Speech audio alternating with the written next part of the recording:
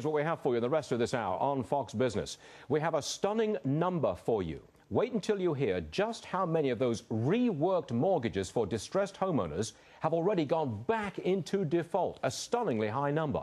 Also, President-elect Obama. Now, talking of disturbing numbers, here's another one for you. 40%. That is how many reworked mortgages have fallen into default again. That's 40%.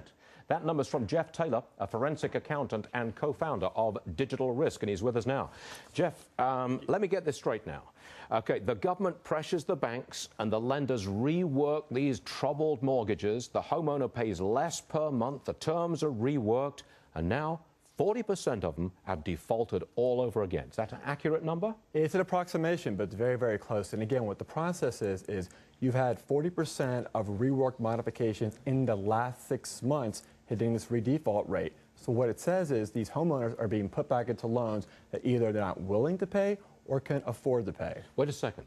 It was suggested that they were in fact victims of predatory lending or of unwise decisions. Are they really victims if they get a rework and they still go back into default? That is such a great question. And the answer truly comes in when these rework programs come out, the borrower submits their income and asset information. A servicer looks at it and says, okay, you qualify for this loan. We're going to lower your monthly payment. We're going to forgive some principal. This should work. So if these redefault numbers are so high, that goes to show that the old processes of verification simply aren't working. Were these people lying then? Because they've got to resubmit their information. How much money did they make?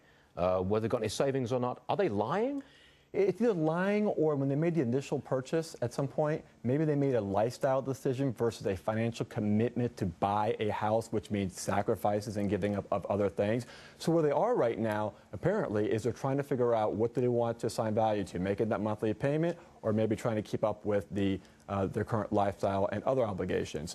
So the solution here is a new term that you're going to hear widely across the housing industry going forward. It's forensic verifications of all borrower information and lender payment histories to make sure that these loans that are being put out into the marketplace now do not default going forward. Trust but verify, I guess that you could call that. But that wouldn't work. Because if the people don't have the money in the first place, they can't get a rework, they're going to be out of their house. And you're going to have line after line after line of foreclosed homes blighting neighborhoods.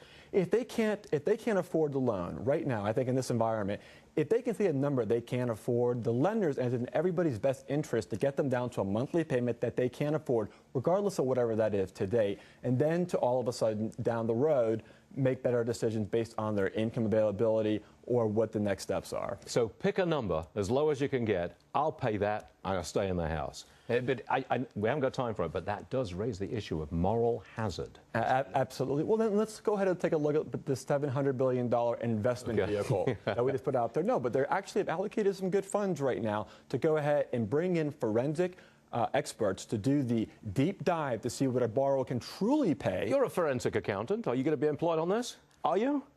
Digital Risk is more than willing to work with anybody who would want to solve these issues because these are problems that us as American citizens all face. Jeff Taylor, that was a commercial for Digital Risk, but we'll take it and we'll allow it, and we thank you very much for a great number. Thanks a lot. Thank you, sir. All right. Cap and